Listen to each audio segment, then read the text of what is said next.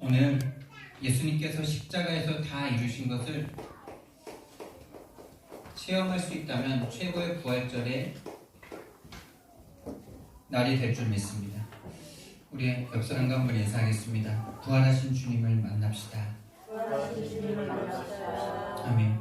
예수님께서 오늘 십자가에서 죽으시면서 너무나 고통을 느끼시면서 죽으셨지만은 너무나 괴롭다 막 이러면서 막 십자가에서 죽는 사람들이 욕지거리 하다가 죽었거든요. 욕지거리 하고 자기를 죽이고 자기를 힘들게 하고 이랬던 사람들을 막 욕지거리 하다가 죽었는데 예수님은 십자가에서 한마디도 그런 말씀을 하시지 않았어요. 다른 사람 원망하지 않았어요. 하나님 앞에 자기 자신의 고통을 호소하셨고 내 영혼을 받아달라 그러셨고 그러면서 하신 말씀이 다 이루었다 이렇게 말씀하셨습니다. 다 이루었다. 저와 여러분의 모든 문제가 십자가에서 다 끝난 줄 믿습니다. 정말 저와 여러분에게는 왜 예수님의 십자가가 필요한 것입니까? 여기에서부터 우리는 좀 질문을 하고 시작해야 되겠습니다. 많은 사람들이 교회는 다니고 예수님을 믿고자 하기는 하는데 왜 나에게 예수님이 필요한지, 왜 나에게 그리스도이신 예수님이 필요한지, 왜 그리스도가 십자가에서 죽은 것이 나와 어떤 관계가 있는지, 왜 죽지 않으시면 안 되는지, 여기에 대한 정확한 이유 없이 그냥 교회를 다니는 게 절 다니는 거랑 똑같이 복 받으려고 교회를 다니는 사람이 참 많더라고요. 맞습니다. 우리가 예수님 믿는 건 엄청난 복을 받는 겁니다. 근데 불교나 다른 종교에서 받는 복과는 차원이 다른 복이에요. 차원이 다른 복입니다. 영원한 복을 받는 겁니다. 우리는요. 생명도 빼앗아갈 수 없는 복을 우리는 받아야 되는 겁니다. 다른 종교에서 주는 복, 불교나 어디 뭐 이단이나 사입이나 이런 데서 주는 복은 기껏해야 100년짜리 아닙니까? 100년짜리 복 받으려고 우리가 우리 인생과 우리의 영혼을 바쳐서 되겠습니까? 영혼을 팔고 100년짜리 복 받으려고 지금 영혼까지 다 팔고 있는 게 세상 아닙니까? 돈 좀 더 벌어보려고 영혼과 양심과 모든 걸 다 팔아버리는 진짜 인간성 상실된 시대 아닙니까, 여러분? 우리가 그 사람들이랑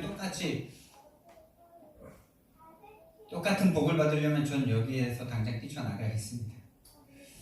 우리는 완전한 복, 내 생명도, 내 죽음도, 나의 고통도 빼앗아갈 수 없는 영원한 복을 우리는 추구하는 진짜 복을 받을 하나님의 사람들인 줄 믿습니다. 여러분, 일단 제 얘기를 좀 해보겠습니다. 왜 나는 예수님이 필요한지, 내가 만난 예수님은 어떤 분이었는지, 여러분에게는 왜 예수님이 필요하십니까?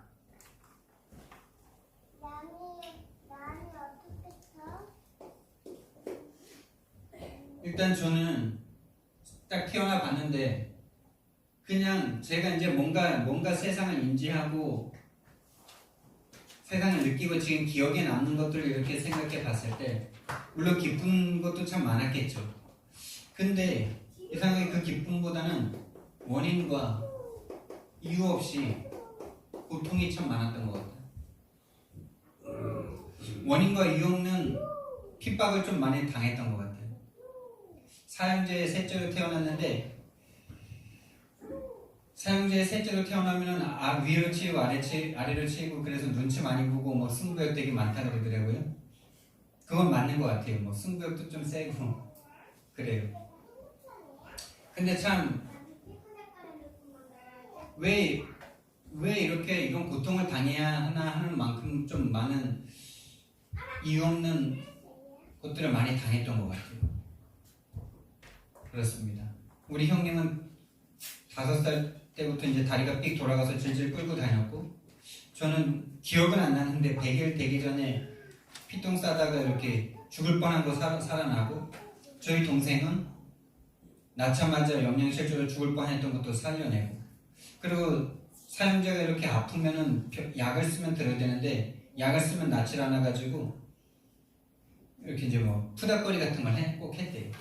이렇게 밥을 해가지고 물에다가 이렇게 물을 넣은 다음에 바가지에서 그 깨지는 바가지 있거든요. 그 바가지 거기다 이렇게 밥을 해가지고 이렇게 돌리면서 뭐 주문 같은 거 외워가지고 밖에 나가서 이렇게 뿌린 다음에 식칼을 딱 들고 탁 던져서 빙글빙글 돌다가 칼끝이 바깥으로 향하면은 애들이 병이 호전이 되는 거예요. 근데 칼끝이 다시 안으로 들어오면 내일 다시 해야 되는 거예요. 그런 어떤 우상 숭배 속에서 그냥 어린아이들은 그냥 행복해야 되잖아요. 엄마 아빠가 있는 것만으로 그냥 행복해야 되잖아요. 근데 그 엄마 아빠가 있는데도 불구하고 엄마 아빠의 그 이유 없는 폭력과 이유 없는 언어 폭력, 부모님이 서로 싸우는 이런 어떤 풍경 속에 너무나 괴로웠죠. 뭐 아버지가 이렇게 감정이 좀 수틀리면 뭐 상도 막 엎어버리시고, 그리고 뭐 그런 상황들이 참 많았어요. 왜 그런 이유 없는 고통을 내가 당해야 될까? 그러니까 그냥 삶이 별로 안 행복했던 것 같아요.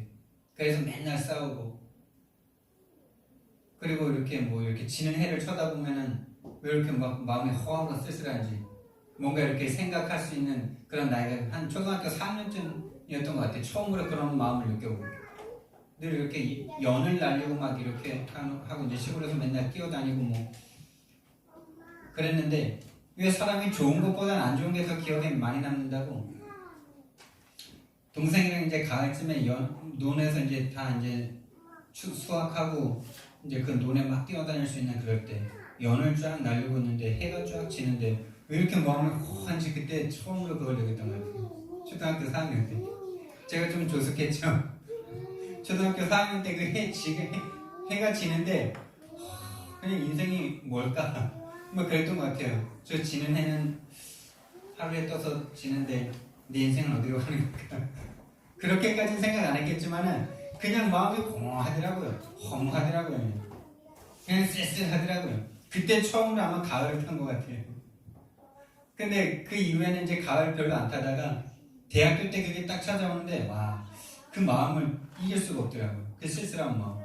모든 사람이 그냥 다 외로워 보이고 내 마음도 그냥 너무 외롭고 막. 근데 그런 이유 없는, 원인 없는 쓸쓸함과 외로움이 올라오는데 원인과 이유를 알 수 없으니까 이게 더 이제 정신적으로 이제 막 계속 시달리는 거죠. 그러니까 뭘 하게 되느냐? 열심히 종교 쪽으로 교회. 저는 교회를 다녔으니까. 교회를 다니면서 이런 어떤 마음들, 내가 해결할 수 없는 것들을 좀 해결해 보고자 하는 마음으로 교회 생활을 좀 남들보다 좀 열심히 했던 것 같아요. 정말 좀 열심히 했죠. 뭐 목이 터져라 뭐 찬양도 많이 해보고요. 눈물도 많이 흘려보고요. 뭐 CCC에 있을 때는 다른 사람들보다 더 길게 금식도 해보고요. 근데 이상하게 이걸 하면 좀 정신적으로 영적으로 평안해야 되는데 평안함이 없어요. 할 때만 조금 후련해. 눈물 막 흘릴 때만 조금 마음이 좀 개운한 게 있어요.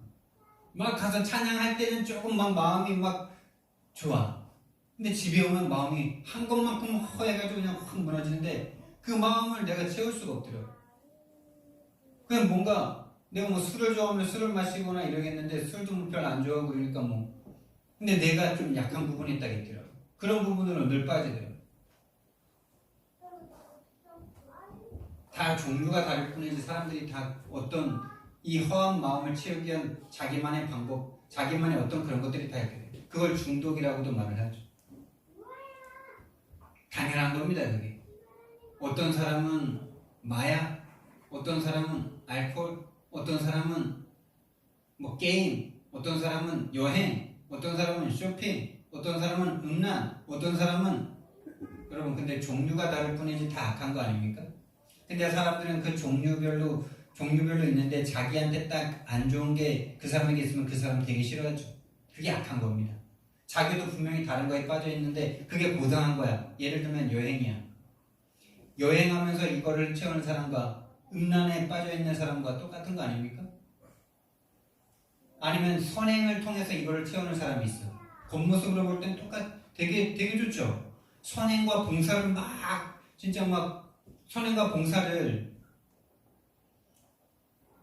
진짜 완전 뭐 최선을 다해서 막 여기 만 일중독 있잖아요.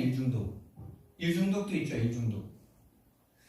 일중독이나 뭐 어떤 선행중독 막 이런 사람들. 그 사람들도 똑같은 거예요. 마약에 중독된 거나 게임에 중독된 거나 똑같은 겁니다. 근데 사람들은 볼 때 판단하죠. 막 일중독에 빠져있는 사람은 일 열심히 한다는데 막 게임에 빠져있거나 어떤 약물에 빠져있거나 이런 사람들 보면 막 손가락질하죠. 그게 이미 그 사람 살릴 수 없는 상태입니다.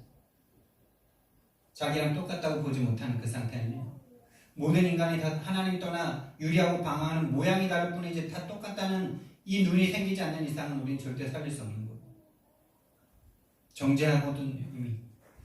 정신과 영이 평안함이 없더라고요. 그래서 뭔가 다른 걸로 채워야 돼. 그 뭔가 다른 거는 제 안에 있는 어떤 나에게만 있는 어떤 특질이겠죠. 우리 가운데 흐르는 거겠죠. 저는 도박에 별로 유혹을 느끼지 않습니다. 우리 집안에 도박이 안 하거든요. 근데 최근에 이 흐름 가운데로 오신 대구 출신이신 어떤 목사님은 어려서부터 그 도박에 중독돼가지고 전국을 순회하시면서 도박을 하고 다니셨거든요. 그러다가 이 복음 만나가지고 4대 중독 가운데 있다가 자기가 구원받았다 그러면서 이 중독 쪽으로 지금 오셔서 엄청 좋아하고 계시는데요. 저는 도박에 그렇게 유혹을 안 느껴요. 근데 여러분 도박에 빠진 남편이랑 한번 살아보시렵니까? 진짜 죄송하지만 뭐 알코올이나 이런 건 문제도 아닙니다, 여러분. 도박에 빠져버리면요 집안 재산 다 갖다 버립니다. 결단하고 손가락 자르고 손목 자르고도 합니다, 여러분. 도박에 빠진 사람들.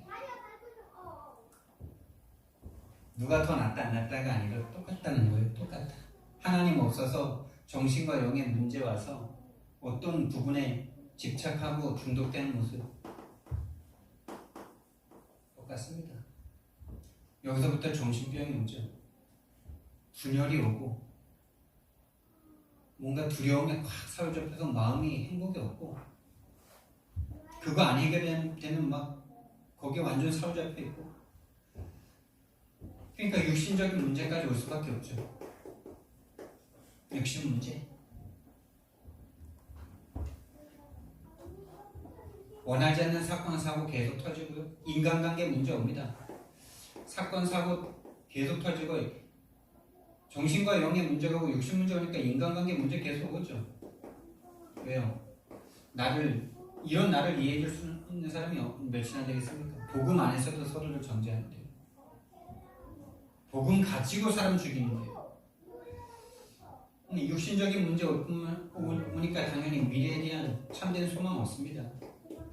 내세에 대한 참된 소망 없어요. 내세에 대한 소망이 정말 있는 사람이라면 지금 두렵지 않겠죠. 정말 내가 지금 죽으면 천국이고 오늘 나는 죽어도 행복하고 평안하고 감사하다. 내 자녀들 오늘 혹시나 무슨 사건 사고 때문에 내가 죽거나 자녀가 죽거나 해도 우리는 천국에서 영원히 행복할 거기 때문에 나는 죽음 두렵지 않다 이러면 문제 안 되는 겁니다. 근데 이 내세에 대한 확신이 없어. 막연한 그냥 뭐 예수 믿으면 천국 간다는 것 때문에 예수님은 믿고 있는데 이 천국에 대한 이 영원한 미래에 대한 기쁨을 내가 지금 이 땅에서 한 번도 누려본 적이 없어.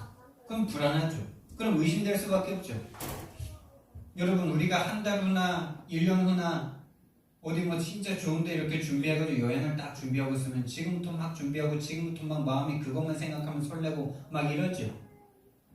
근데 천국 갈 사람이 지금 천국을 느끼는 게 당연한 거 아닙니까? 천국이라는 완전한 더 이상 수고와 아픔과 근심과 두려움도 없는 그냥 온전히 그냥 행복 그 자체인 그곳을 가는 우리가 여기서 그 행복을 느껴야 되는 거 아니겠습니까? 아니 여기선 고행하다가 여기선 고통받다가 죽어서 천국 갈 것 같으면 우리 빨리 구원파처럼 다 같이 집단 자살해야 되는 거 아니에요? 이 땅이 너무나 고통스러운데 맞죠? 그럼 오늘 지금 예수님과 함께하는 천국을 맛보시길 예수님 이름으로 축원드립니다. 미래에 대한 소망이 없어요. 비전이 없어요. 참된 목적과 소망 없습니다.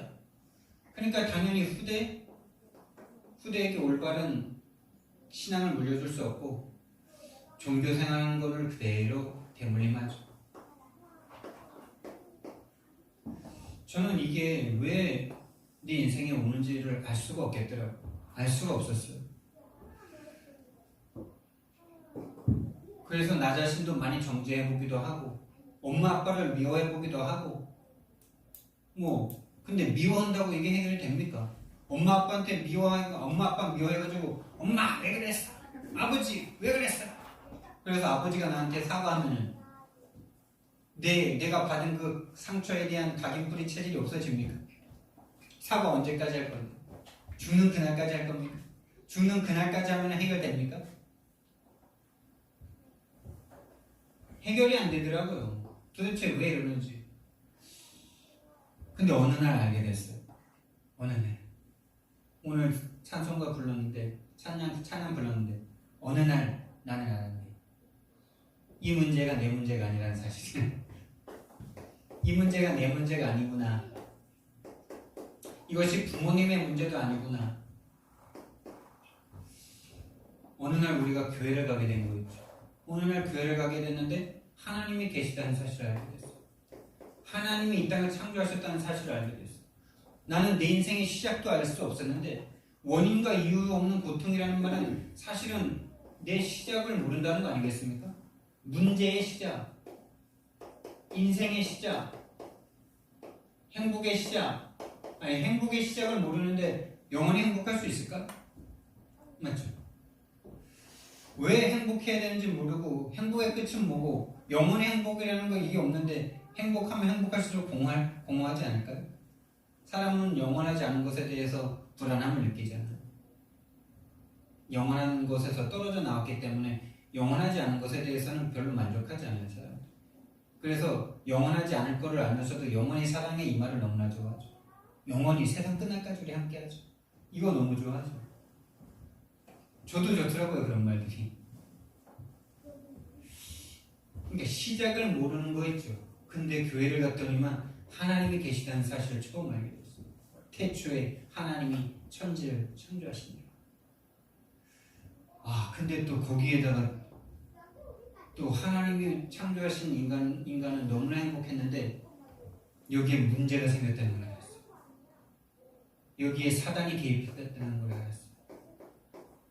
사단이라는 존재가 있다는 사실도 알게 됐고 사단이라는 존재가 하나님과 사람 사이에 개입했다는 사실을 알았어요. 그래서 사단이 죄를 짓게 만들어서 하나님과 우리 사이를 분리시키고 하나님을 떠나게 만들어서 하나님을 떠난 인간을 딱 장악해서 하나님을 싫어하게 만들고 하나님을 원망하게 만들고 하나님을 모르게 만들었구나. 이걸 교회 가서 딱 듣게 된 그때 내 문제가 아니라 부모님의 문제가 아니라 신분의 문제였구나. 이걸 알게 된 거예요. 할렐루야. 이거 유레카보다 더 우리는 유레카 외친 사람이 누굽니까? 목욕탕에 들어갔다고 부력 발견한 그 사람이 유레카를 외치면서 발가벗은 모습으로 막 뛰어나왔다는데 우리 예수님 이 얘기 듣고요 우리 진짜 뭐 발가벗고 뛰어나와도 됩니다 여러분. 부력 하나 발견했다고 그렇게 부끄러운 것도 모르고 발가벗고 나오는데 그게 뭐 그렇게 중요한 거라고 맞죠? 모든 인간이 본인의 시작이 어딘지 모르고 시작을 모른다는 건 끝도 모른다는 거 아닙니까? 우리가 뭔가 일을 시작하는데 시작과 끝보다 중요한 게 어디 있습니까? 근데 우리 인생의 시작과 끝을 모르는 사람이 우리 인생의 시작과 끝을 알게 됐는데 유레카가 문제입니까? 이 놀라운 축복을 날마다 외쳐야지. 안 그렇습니까? 이 신분의 문제로 말미암아 하나님을 떠나 사단에게 종된 하나님의 자녀로 하나님과 함께 살도록 창조된 사람이 사단의 개입으로 말미암아 죄인의 신분이 돼서 마귀에게 종노릇할 수밖에 없는 이 문제다라는 것을 들었는데요. 얼마나 감사한지. 얼마나 감사한지. 일단 내 문제가 아니라니까 얼마나 감사합니까 여러분. 얼마나 거기에 해방과 자유와 기쁨이 있는지. 거기다가 근데 또 이제 거기다가 그거를 내가 해결할 수 없다는 걸 하나님이 아시고 하나님이 나를 구원하기 위해서 요한복음 3장 16절 말씀해 보니까 하나님이 세상을 이처럼 사랑하사 독생자를 주셨으니 하나님이 세상을 이 찬양 옛날에 얼마나 목이 터져라 불렀는지 맞죠? 그분이 나를 여기 이 신분의 저주에서 구원하시려고 직접 찾아와 주시고 인간의 몸을 입고 와주시고 그리고 와주신 것만으로도 안 되기 때문에 이 사단이 개입해서 죄를 짓게 만든 이 죄의 삭신 사망을 십자가에서 끝내신 걸로 우리 인생이 함께 죽어버리고 천국 가면 끝나는데 우리를 살게 하시면서 하실 일이 있으셔서 구원하셔서 부활의 의미는 또 여러 가지 의미가 있지만 우리가 살아가는 동안 함께 하시려고 부활하셔서 지금 나와 함께 하고 계십니다. 예수님께서 모든 문제 해결하셨다는 이게 오늘날 다 알아진 거죠. 이거는 뭐 진짜 다 얻은 거 아닙니까? 다 얻은 겁니까? 이 본론에서 나올 때 서론에서 다 나왔는데요. 조금 더 자세하게 보겠습니다. 부활을 기념하는 이날에 다른 거 더 할 것도 없어요. 요거면 끝납니다. 조금 더 요거를 우리가 같이 더 나눠보겠습니다. 십자가에서 다 이뤘다고 말씀하셨어요. 도대체 하나님이신 예수님은 하나님이십니다.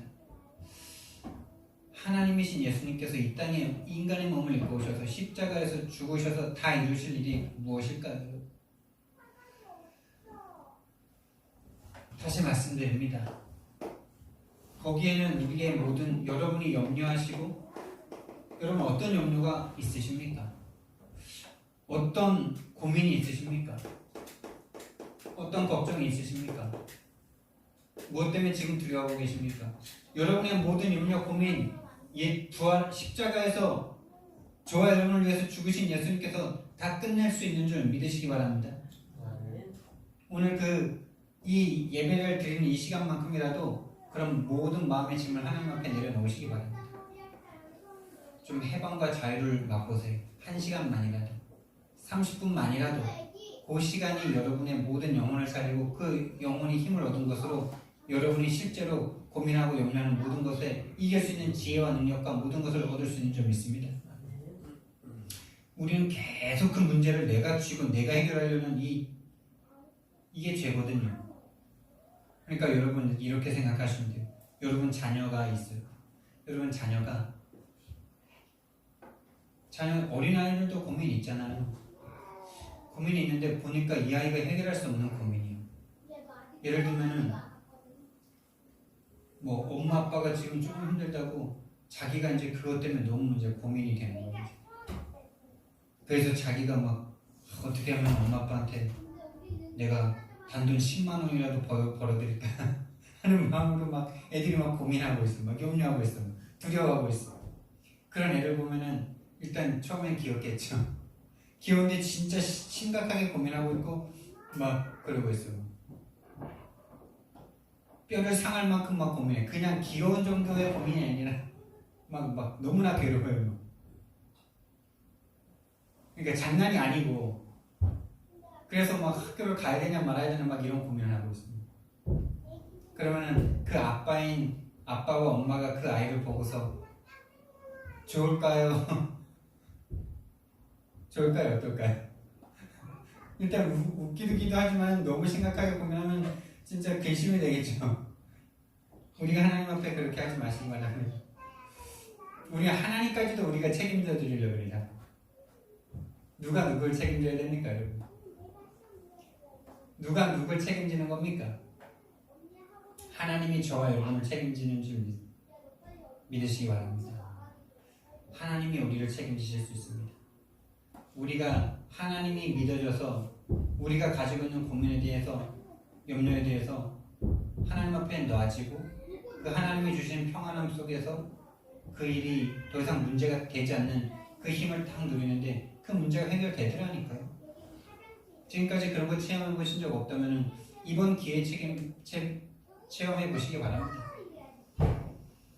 그 문제는 그대로 있는데 하나님이 주시는 그 말로 형용할 수 없는 그런 어떤 평안은 나는 오늘 죽어도 괜찮다. 이런 거랑 비슷한 거죠. 나는 그 문제에 빠져 죽어도 괜찮다. 라는 어떤 그런 거죠. 근데 거기에서부터 뭔가 문제가 해결되기 시작하는데 일단 그 평안함을 맛보셔야 돼요. 예수님이 주시는 평안함. 지금 예수님 돌아가셔가지고 어떻게 우리 인생 지금 3년 6개월 동안 내 직업 버리고 가족 버리고 인간관계도 다 버리고 3년 6개월 동안 예수님이 최고다라고 따라다녔는데 예수님이 십자가에서 발가벗은 모습으로 유대인들과 대제사장들과 서기관들과 바리새인들에게 로마 군인들과 결탁한 그들에게 매맞고 십자가에서 죽어버렸는데 우린 도대체 이제 어떻게 살아야 돼? 이런 고민과 염려와 진짜 앞으로의 미래, 삶, 모든 것, 경제, 모든 것, 모든 고민 다 짊어지고 지금 어떻게 살아야 되나라는 고민 가운데 빠져있는 제자들에게 예수님이 처음으로 오셔서 하신 말이 뭡니까? 평안할지어다 이렇게 말씀하셨죠. 평안할지어다. 평안하니요. 지금 당연히 안 평안한데 평안하니요. 평안이 있을지어다. 우리가 예수님과 하나님이 진짜 내 마음에 믿어질 때 처음으로 오는 게 그 문제 해결이 아니라 그 문제에 더 이상 잡히지 않는 하나님이란 분이 이 어마어마한 창조주 하나님이 믿어지기 때문에 그 문제가 더 이상 내 마음을 옥조이지 않고 내 생각과 마음을 내 생각을 딱 잡아서 두려움에 잡히게 만들어서 뇌회전하는 것 같지만 결국엔 그 문제 안에서만 계속 하고 있잖아요. 그러니까 넓은 걸 보지 못하게 만들잖아요. 거기에서 풀려나지는 그런 응답이 있기를 예수님 이름으로 축원드립니다. 그게 결국은 하나님 떠난 상태죠. 하나님을 믿고 있다고 하면서 하나님을 안 믿으면서 믿고 있다고 생각하는 거죠. 하나님 떠난 상태 속에서 나오는 것들이에요. 그런 것들이. 하나님을 믿는다 하면서 하나님을 안 믿기 때문에 나오는 것들이 염려, 고민, 두려움, 갈등, 고민입니다. 오늘 하나님이 믿어지시기를, 하나님 만나시기를 예수님 이름으로 축원드립니다. 부활의 날입니다. 그 부활의 주님이 곧 하나님이십니다.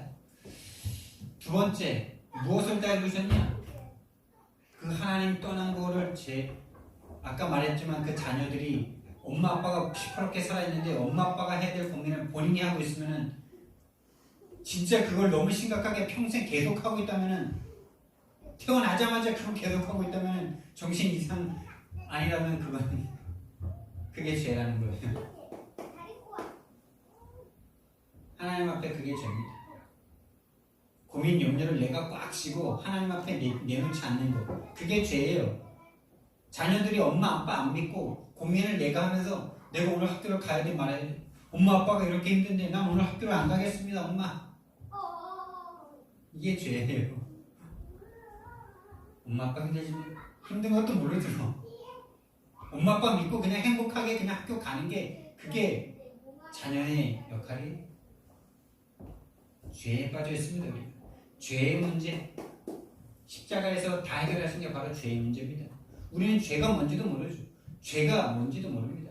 여기서 말하는 죄는 원죄를 말하는 건데 원죄는 그런 하나님과의 관계에 있는 관계성에서 온 죄입니다. 세 번째, 사단의 이 죄를 계속 지금도 짓도록 만드는 사단의 문제. 결국에 이게 인생의 모든 문제이기 때문에 예수님은 이 세 가지 문제를 해결하시려고 있다는 것입니다. 세 가지 문제지만 한 가지 문제예요. 하나님 떠난 문제가 죄, 하나님 떠나 죄에 빠져 사단에게 잡힌 문제입니다. 사단에게 속아 죄를 짓고 하나님을 떠난 문제입니다. 죄에 빠져 사단에게 속아 하나님을 떠난 문제입니다.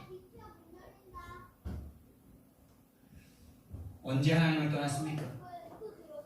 하나님과 함께 살도록 창조된 인간이 창세기 1장 26절, 28절에 모든 축복 다 받은 인간, 그 모든 행복한 조건을 다 받은 인간이 다른 말로 함께하면 그냥 하나님과 함께 살면 축복과 행복을 다 받은 인간이 하나님을 딱 떠나버렸습니다. 창세기 3장 1절에서 6절에 하나님의 말씀에 불순종하고 하나님처럼 되고자 하는 마음을 품었습니다. 그러니까 우리 자식들이 엄마 아빠 머리 꼭대기 위로 올라온 거랑 똑같아. 내가 하나님 되려고 하는 그 죄가 내가 엄마 아빠의 책임까지 내가 가진다 이거예요. 하나님처럼 되고자 이 죄 가운데 딱 빠졌습니다. 그래서 하나님의 말씀에 불순종하고 사단의 말을 듣고 따라갔죠. 그래서 하나님을 이때부터 딱 떠나게 됐습니다. 이때부터 모든 문제가 시작된 겁니다. 그때부터 어떻게 됐습니까? 모든 것을 다 내가 책임져. 하나님까지도 내가 책임져. 아니 우리는 시작과 끝도 알지 못하면서 모든 걸 다 내가 책임질 수 있습니까? 여러분 죽음을 여러분 책임질 수 있습니까? 죽음 이전에 여러분에게 닥쳐오는 모든 문제와 사건도 해결 안 되는데 맞죠? 죽음 해결할 수 없잖아요. 근데 모든 걸 다 내 중심으로 내 기준으로 다 내가 책임지고 싶어하고 내가 해결하려고 그러죠.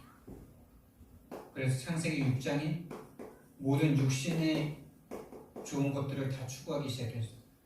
나만 좋은 것 추구하면 참 좋잖아요. 근데 이 땅의 모든 인간들이 다 육신의 좋은 거는 서로 취하려고 그러죠. 그러니까 전쟁이 날 수밖에 없죠. 전쟁이 역사입니다. 내 유익, 육신의 유익. 창세기 11장으로 딱 갑니다.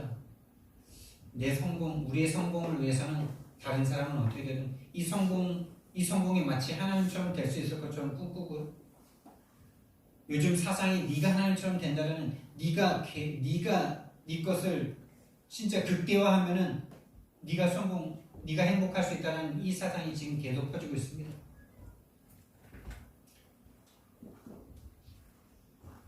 그래서 지금도 계속 이거 추구하면은 행복할 거라고 생각하는데 이상하게 이거를 추구하면 추구할수록 원인과 이유 없는 문제가 계속됩니다. 원인과 이유 없는 문제가 계속돼요. 지금 뉴스에 올라오는 그 수만 가지 문제들, 진짜 혀를 내두르는 그런 문제들 보십시오. 그런 문제들이 지금 뭐 돈이 부족해서 그런 겁니까? 도덕이 부족해서 그럽니까? 윤리가 없어서 그렇습니까? 사람이 인격이 부족해서 그런 겁니까?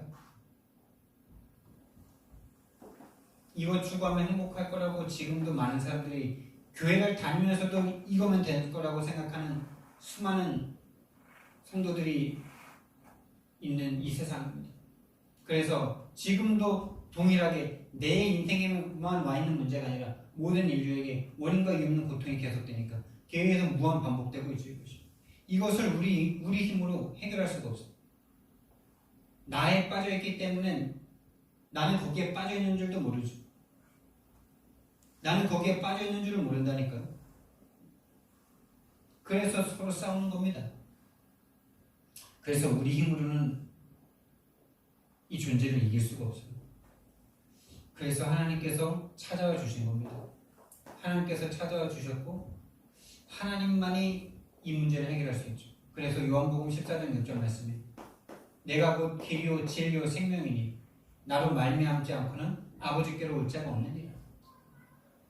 예수님 외에는 이 문제 해결할 수 없습니다. 왜요? 예수님은 하나님이신데 요한복음 1장 1절 말씀해 보니까 말씀이신 예수님께서 예수님은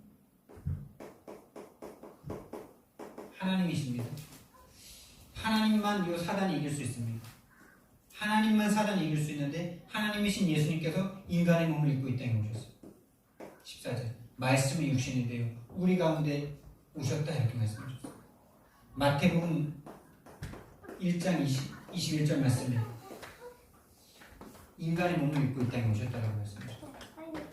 구약에서부터 이것을 예언하셨죠. 이사야서 10장 14절 말씀에 처녀가 잉태하여 아들을 낳을 것이니 그 이름은 임마누엘 하리라 하리. 그래서 예수님이 이 땅에 오셔서 히브리서 10장 19절 20절 말씀해 보니까 그 육체를 찢어서 하나님 만나는 길을 열어버리신 거죠. 그러므로 형제들아 우리가 예수의 피를 힘입어 성소에 들어갈 담력을 얻었나니 그 길은 우리를 위하여 열어놓으신 새로운 살 길이요 휘장은 곧 그의 육체니라. 그 육체를 찢어서 하나님 만나는 길을 열어보십니다. 성육신 하십니다. 하나님 떠난 우리를 하나님 만나게 하신 그 일을 십자가에서 다 이루셨습니다. 그래서 예수님이 내 안에 들어오시면은 하나님 만난 거예요.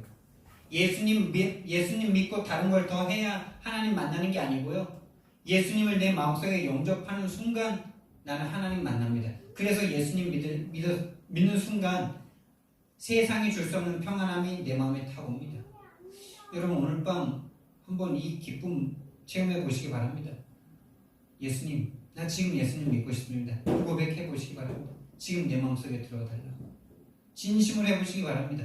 근데 평안함이 없으십니까? 오늘 또 해보세요.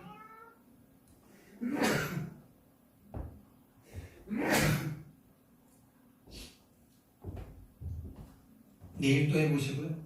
내일 했는데도 안 온다.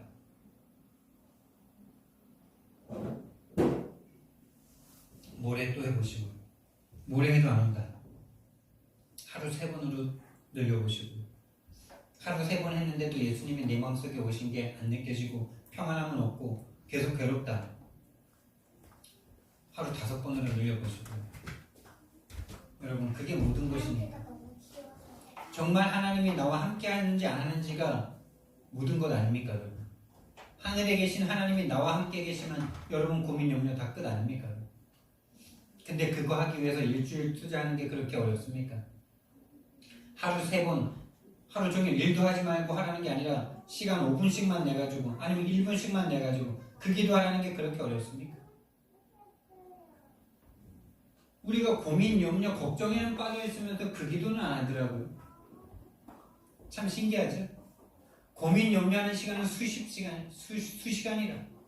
근데 하나님을 믿고 하나님을 믿으려고 하는 기도는 하루에 5분 하기가 그렇게 힘듭니다.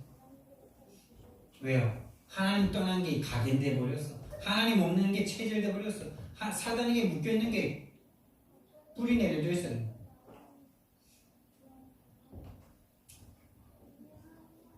그게 죄입니다. 하나님 못 믿는 거. 그래서 우리는 하나님을 못 믿는, 하나님을 떠나서 죄 가운데 죄는 다른 게 죄가 아니라 하나님 떠난 것 자체가 죄입니다. 하나님 떠난 게 죄예요. 하나님을 아버지라고 믿지 않는 게 죄예요. 믿음 없는 게 죄라니까요. 아버지가 분명히 살아계신데 아버지를 안 믿어버리면 어떡합니까? 안 그래요? 여기 예를 들기도 참 좋네요. 여기 바로 옆에 아버님들이 계시잖아요. 근데 그 아버님을 쳐다보면서도 저분이 네 아버님 맞나? 이러면 어떻게 돼요? 그게 이미 정신 문제죠. 이 지금 자연들을 보세요. 3월, 4월 달이 되니까 막 앙상한 가지에서 새싹들이 돋잖아요. 그 생명을 누가 언제 거기에다 넣어놨습니까? 도대체 그게 우연이 됐다고 믿는 게 그게 정신 문제입니다, 여러분. 그게 도른 겁니다. 다른 게 도른 게 아니고. 그걸 보면서도 하나님의 창조를 찬양하지 못하는 게 죄 가운데 빠져 있는 거고 정신 문제 가운데 빠져 있는 겁니다. 사단에게 잡혀 있는 겁니다. 그게 하나님을 믿지 않는 죄입니다. 모든 인류가 여기 빠져 있습니다. 그래서 성경 말씀에서는 로마서 3장 20절 말씀에 모든 사람이 죄를 범하였으며 하나님의 영광이 이르지 못하더니 의인은 없느니 하나도 없으며. 그래서 신분 자체가 죄인이에요. 여러분은 죄를 지어서 죄인이 아니고 태어나면서부터 죄라니까요. 아니 태어나기 전부터 죄인이에요. 안 태어났어도 죄인이에요. 태어날 예정이라도 죄인이에요. 맞습니까? 왜요? 여러분의 인류의 조상인 아담과 하와가 죄를 지어서 그 죄가 계속 전가됐습니다. 여러분이 왜 윤씨입니까? 여러분이 왜 서씨입니까? 윤씨인 거 선택한 적 있으세요? 원한 적 있으세요? 죄인인 거 선택한 적 없다고요? 윤씨인 거 선택한 적 없는데 왜 윤씨입니까? 여자인 거 선택한 적 없는데 왜 여자입니까? 억울합니까? 죄인인 게 억울합니까? 억울하면 빨리 예수님 믿고 죄 해결받으면 될 거 아닙니까? 억울하다고 말하면서 예수님을 안 믿으려고 그래요. 인간들이. 죄인으로 태어났기 때문에 죄가 계속 나오고 나는 선하게 착하게 사는데 이 죄로 인한 저주와 재앙이 인생에게 끊임없이 밀어닥칩니다, 여러분. 그 저주와 재앙 중에 재앙이 뭡니까, 여러분? 죄의 삭은 사망이다라고 말씀하셨습니다. 어느 날 다 죽는 거 있죠. 도대체 왜 죽어야 됩니까? 여러분 그렇게 선하게 사시면 영원히 사시면 되지. 여러분이 주인이면 영원히 사시면 되지. 왜 죽음을 향해서 달려가고 있고 왜 늙고 병들고 죽어야만 합니까? 이거 하나 해결해 보려고 석가모니는 왕궁을 뛰쳐나가서 도 닦다가 돌아가셨는데 그분은 자기가 신이라고 말한 적이 없는데 그 후대 사람들이 거짓에 빠져가지고 신 만들어 버렸는데, 그렇죠? 로마서 6장 23절 말씀해 보니까 죄의 삭은 사망이다 이렇게 말씀하시는 거죠. 사망은 분리이고 단절입니다. 이미 우리는 사실은 분리와 단절 속에, 하나님을 떠난 분리와 단절 속에 죽음을 맛보고 있는 거죠. 여러분이 살리는 생각, 본인을 살리는 생각, 상대를 살리는 생각, 가정을 살리는 생각, 업 속에서 살리는 생각, 지역을 살리는 생각 할 수 없다면 우리는 여기에 빠져 있는 거예요. 하나님과 단절된 상태에 있는 거예요. 왜? 하나님만이 저와 여러분을 살리고 하나님만이 만나는 사람을 살릴 수 있는데 살릴 수 없다는 것은 하나님과 단절 상태에 있다는 거예요. 그게 죄라는 거. 이 죄를 빨리 해결하셔야 돼요. 근데 우리 힘으로는 이 죄를 해결할 수 있는 힘이 없죠. 그래서 하나님이 찾아와 주셨어요. 마가복음 10장 45절 말씀에 이 죄의 삭은 사망인 이것은 누군가 값을 치러 주셔야 되는 거예요. 죄의 삭시 사망이라고 그랬어요. 죄의 값으로 사망이라는 것이 들어갔어요. 그래서 누군가 이 삭을 갚아주셔야 되는데 예수님께서 말씀하셨어요. 인자가 온 것은 섬김을 받으려 함이 아니라 도리어 섬기려 하고 자기 목숨을 많은 사람의 대속물로 주려 함이니라. 할렐루야.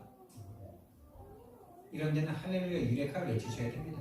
도대체 내가 뭔데 왜 하나님이 내 죄값을 해결해 주시려고 인간의 몸을 입고 오셔서, 이게 안 믿어지십니까? 그 안 믿어지는 게 여러분이 안 믿고 싶어서 안 믿는 게 아니에요.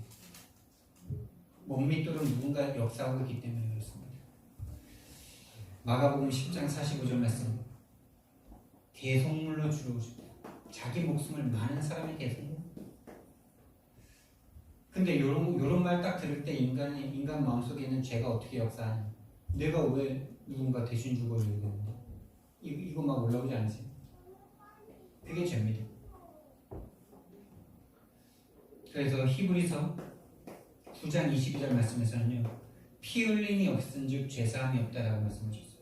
레위기 17장 말씀에서는 피가 생명에 있다라고 말씀하셨어요. 피가 죄를 사한다 이렇게 말씀하셨고, 히브리서 9장 22절 말씀에 피 흘림이 없은즉 죄사함이 없다. 그래서 9장 12절 말씀에 염소와 송아지 피로 하지 아니하시고 오직 자기의 피로 영원한 속죄를 이루사 단번에 성소에 들어가셨습니다. 영원한 속죄를 주셨습니다. 우리의 과거, 현재, 미래의 모든 죄가 용서된 줄 믿으시기 바랍니다. 세 번째, 이 죄의 권세를 잡고 있는 존재가 바로 사단이에요. 이 죄의 권세를 잡고 있는 이 사단의 세력을 멸하시기 위해서 하나님이 오셨습니다. 히브리서 2장 14절 15절 말씀해 보니까 자녀들은 혈과 육에 속하였음에 그도 또한 같은 모양으로 함께 혈과 육을 지니심은 죽음으로 죽음의 권세 잡은 자 마귀를 멸하시며 또한 죽기를 무서워하여 일평생 종노릇 하는 자들을 놓아주려 하시니 죽음으로 죽음의 권세 잡은 자 마귀를 멸하셨다라고 말씀하셨습니다. 이 사단의 문제를 영원히 온전히 해결하신 분이 바로 예수 그리스도이십니다. 성경 말씀해 보니까 우리는 원하지 않는데 요한복음 8장 44절 말씀해 보니까 너희는 너희 아비 마귀에게서 났으니 너희 아비의 욕심대로 너희도 행하고자 하느니라. 그는 처음부터 살인한 자여 진리가 그 속에 없으므로 진리에 서지 못하고 거짓을 말할 때마다 제 것으로 말하나니 이는 그가 거짓말쟁이요 거짓의 아비가 되었습니다. 여러분 인생 가운데 딱 이런 것만 일어나지 않습니까? 진리에 대해서는 관심도 없고 그저 내 육신, 내 가족 먹고 사는데 급급하고 나 죽이고 다른 사람 정죄하고 죽이고 거짓말에 늘 속고 나도 거짓말하고 이러고 있지 않습니까? 그게 여러분이 그러고 싶어서 그런 게 아니라 그게 신분의 문제라니까요. 신분의 문제. 신분의 문제. 빨리 신분을 빨리빨리 바꾸셔야 됩니다. 알면 바꿀 수 있죠. 이게 시공간을 초월하니까. 근데 본인이 그 신분의 문제라는 것조차 모를 만큼 나라고 생각하게 만드는 사단에게 속고 있다니까. 내가 아닙니다. 사단에게 속은 나지. 그래서 이 사단이 하는 짓이 요한복음 10장 10절 말씀해 보니까 도적이 오는 것은 도둑질하고 빼앗고 멸망시키려는 것뿐이다 이렇게 말씀하셨어요. 빼앗고 죽이고 멸망시킵니다. 빨리 눈치채지 못하면 거기까지 끌려가요. 지옥까지 끌려갑니다. 빼앗고 죽이고 멸망시킵니다. 죽기 전에 빨리 안 눈치채야 돼요. 죽은 이후에는 기회가 없어요. 그래서 죽은 하나님께서 이 시간을 주신 거예요. 믿고 구원받아요. 오늘 구원받고 오늘 구원의 축복을 누리고 전하실 수 있기를 예수님 이름으로 축원드립니다. 근데 사단이 살아있어요. 베드로전서 5장 8절 말씀해 보니까 우는 사자처럼 두루 삼킬 자를 찾아다니고 있대요. 지금도. 에베소서 2장 2절 말씀해 보니까 공중권세를 붙잡고 이 세상 문화로 여러분과 저를 지금도 속이고 있습니다. 이 문화라는 것은 우리가 살아가는 어떤 풍습 그대로기 때문에 문화에 속고 있는 줄도 몰라요. 진짜 무서운 겁니다. 부부싸움 자꾸 하는 이유가 이 문화가 달라서 그러고. 어제도 우리 사모님이랑 이렇게 또 한 번 됐거든요. 좋은 일을 하려고 그럴 때마다 자꾸 이렇게 되더라고요. 그 얘기하면 좀 길어질 것 같은데 그래요. 난 내 문화에서 최선을 다했어. 최선을 다해서 뭔가 해주려고 그랬어. 근데 그 과정 가운데는 말이 좀 별로 안 듣고 싶은 말로 나갔죠. 근데 거기에 이제 확 토라지는 거예요. 근데 내 입장에서는 난 최선을 다했고 그 한마디 정도는 좀 참아줄 수 있는 거 아닌가? 나는 그거보다 더 심한 말을 들어왔으니까 내 입장에서는 그 정도는 아무것도 아니라. 근데 저분의 입장에서는 그런 말은 들어본 적도 없는 말이야. 이 문화 충돌. 진짜 이거 전쟁입니다, 여러분. 전쟁이 이 문화에서 자기 기준이 만들어지는 겁니다. 자기 틀이 만들어지는 겁니다. 이 자기 기준과 틀이 복음보다 더 세다니까요. 복음보다 더 세요. 이거 건들면요 복음도 없어요. 그냥 내 기분 상한 거가 전부예요. 그 여러분의 기분이 어디서 형성됐는데요? 여러분이 자라온 문화, 여러분이 자라온 가정 환경에서 형성된 겁니다. 이거 악한 겁니다, 여러분. 이걸로 절대 여기에 속해 있으면 사람 살릴 수 없습니다. 결론으로요, 우리가 부활하신 예수님을 체험해야 됩니다. 우리는 이론과 관념과 철학을 믿는 게 아닙니다. 살아있는 예수님과의 관계입니다. 그럼 살아있는 부활하신 예수님을 어떻게 체험하냐? 말씀 체험하는 것이 곧 그분을 체험하는 것. 어떻게 말씀을 체험하냐? 무슨 말씀을 체험하냐? 일단 성경, 제 자신을 한번 생각해 볼게요. 일단 설교 말씀을 듣는데 너무 기쁘고 감사했어요. 설교에서 성경 말씀을 얘기해 주셨으니까. 설교를 듣는데 그냥 믿음이 들어왔어요. 그리고 어느 날 성경을 보는데 성경에 있는 말씀이 내 가슴에 그냥 확 찔러 들어오는 거 있죠. 성경 말씀을 읽는데, 세 번째, 어떤 사람에게는 또 하나님께서 직접, 이거 좀 위험한 부분, 직접이라기보다 어떤 체험 직접 주시기도 해요. 저는 직접 체험한 적이 있습니다. 워낙에, 근데 나는 내가 특별해서 그런 줄 알았는데 워낙에 문제가 많으니까 그냥 뒀다가는 이거 안 되겠으니까 하나님이 십자가 보여주시는 것들이라고요. 그냥 뒀다가는 어떻게 될지 몰라요. 다른 사람 죽이고 나 죽이고 막 그럴까봐 하나님이 만나주셨대요. 초등학교 6학년 때. 두 번째, 기도 체험입니다, 여러분. 여러분 진짜 기도 체험하기를 예수님 이름으로 축원드립니다. 여러분이 하나님을 아버지라고 부르면서 기도하는데 첫 번째, 그대로 응답이 와요. 아, 이게 웬일입니까? 나는 그냥 기도했을 뿐인데 응답이 와버립니다. 두 번째, 응답은 안 오는데 믿음이 와버려요. 아, 이 문제 아무것도 아니구나. 하나님이면 다 끝낼 수 있구나. 이 믿음이 있다고 보는데 그게 평안이죠. 이 문제? 하나님이 1초만 역사해도 되는 거구나. 그럼 난 하나님 앞에서 새롭게 완전 발가벗은 모습으로 오늘 새롭게 시작한다.